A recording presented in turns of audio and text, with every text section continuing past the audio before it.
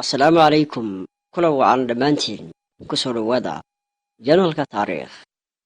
maanta waxaan ka hadlaynaa 10ka madaxweyne ee afrika ugu xilhaynta badan waxaa ku jira qaar doorasho kasta ku guulaysta iyo qaar xilalka ku qabsaday afgembi iyo dhaxaltooyo waxaana qaarkood ay kor u dhaafayaan 40 sano xilhayntooda halka kan ugu yar xilhayntiisu uu gaarsiisan yahay 20 sano aan soo qabto madaxweynaha kaalinta koowaad ku jira Tedros Obiang Nguema madaxweynaha dalka Equatorial Guinea waxa uu xukunka qabtay 1979kii Tedros Obiang sheekadiisa waa mid xiiso badan waxa uu ka soo baxay akademiyadii militariga oo ku taalay dalka Spain isagoo madax ka noqday jasiirad ilaa adeerkiisa Michel Nguma oo madaxweyne dalkaasi ka ahaa uu dilo aabihiis iyo inta badan qaraabadooda markaas kadib Tedros Obiang ayaa dagaal la galay madaxweynihii adeerkiisa ahaa waana uu ka adkaaday madaxweynihii ka horeeyay waxa uu carruurtiisa u diray waqooyiga Korea waxaana isaga lagu qabtay baadiyaha dalkaasi ugu dambeyntiina waa la toogtay Tedros Obiang wixii xilligaasi ka dambeeyay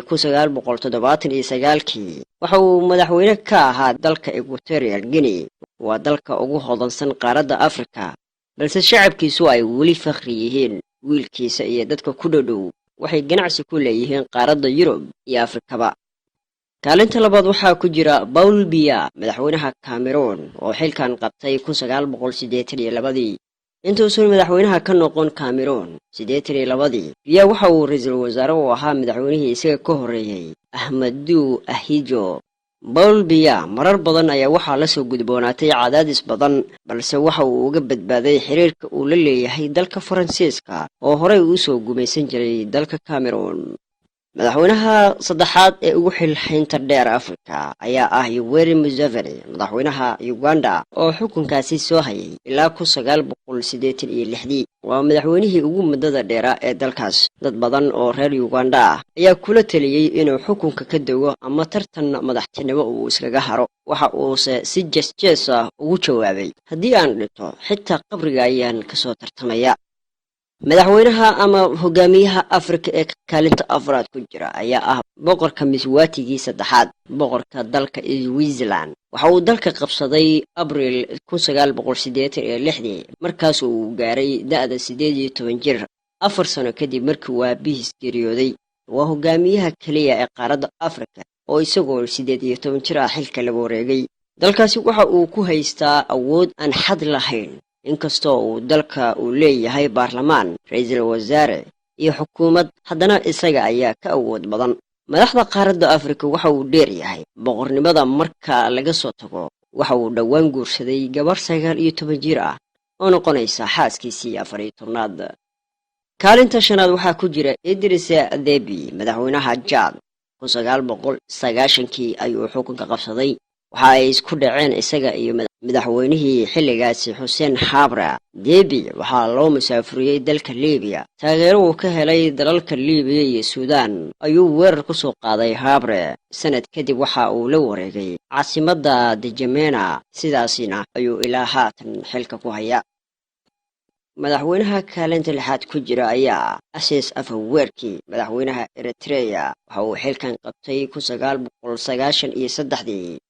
dalka Eritrea tan iyo markii uu xorriyadda qaatay sanadii 1993 kana qaatay dalka Ethiopia ma arkin hogaamiye aan ahayn Asias Afwerki waa nin aan naxin xisbigiisa ma aha cid kale siyaasad kama shaqayn karto arrimaha dimuqraadiyadda iyo hanti-goosadka la xiriira maba lagu soo qaadi karo eedaynta reer galbeedka iyo deriska dheg jalaq uma siiyo waa kelitalis caabas maraya kaalinta toddobaad waxaa ku jira Denis Sassou Nguesso madaxweynaha Republic of Congo